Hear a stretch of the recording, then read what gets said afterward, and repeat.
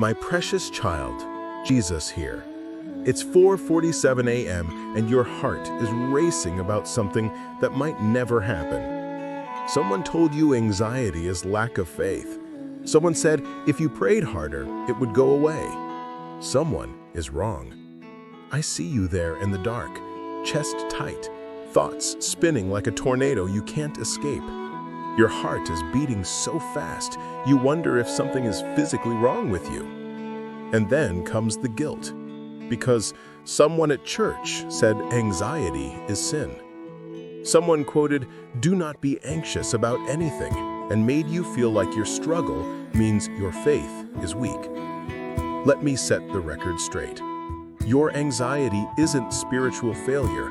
It's human reality in a broken world.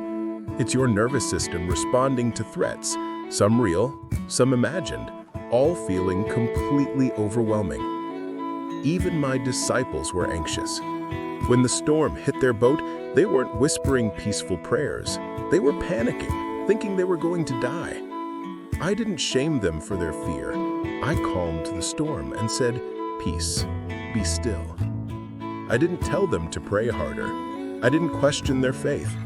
I addressed their anxiety with my presence and my power.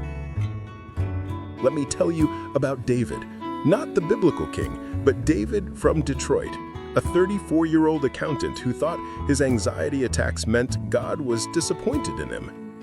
Every morning, David would wake up with his mind already racing.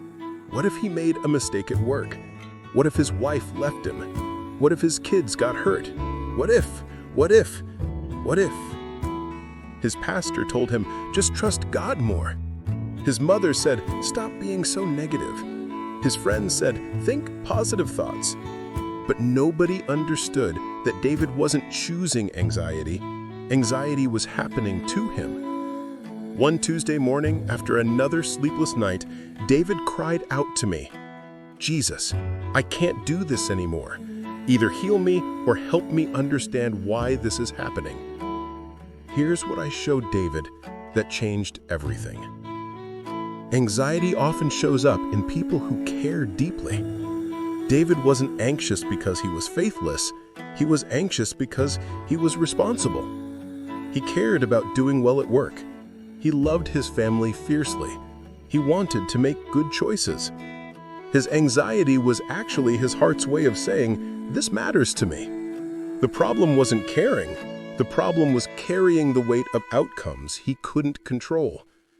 I taught David the difference between concern and anxiety. Concern says, "This is important, so I'll do my part and trust God with the results." Anxiety says, "This is important, so I must control every variable or everything will fall apart." David learned to pray differently.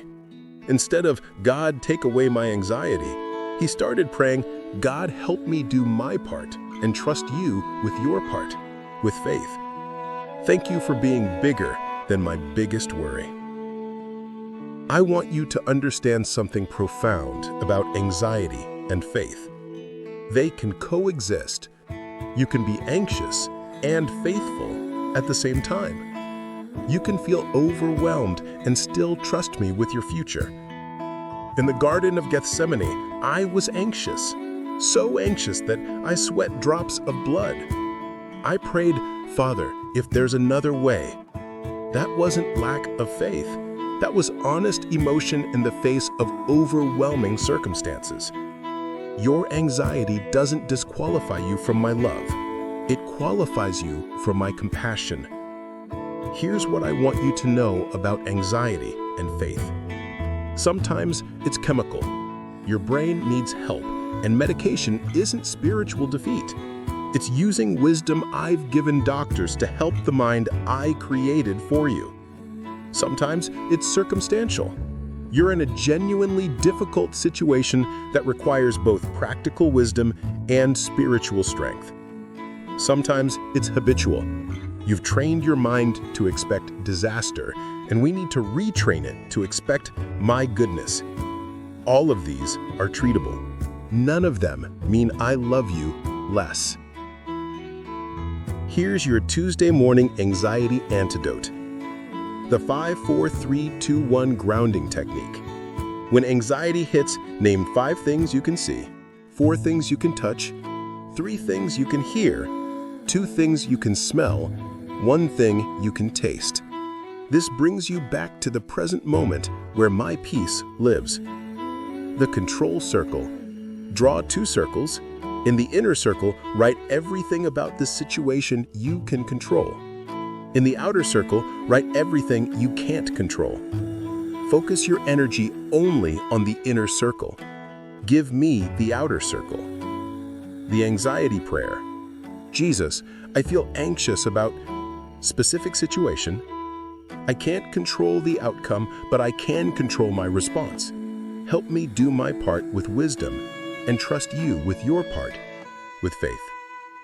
Thank you for being bigger than my biggest worry. Your anxiety doesn't make you less spiritual. It makes you human, and I specialize in helping humans carry what feels too heavy for them alone. Tomorrow morning, when anxiety tries to steal your peace, remember, you're not fighting this battle alone. I'm with you in the worry. I'm bigger than the what-ifs, and your future is secure in my hands. Type "I'm not alone" if you needed to hear this today, and subscribe, because tomorrow we're talking about why your singleness isn't a problem that needs solving.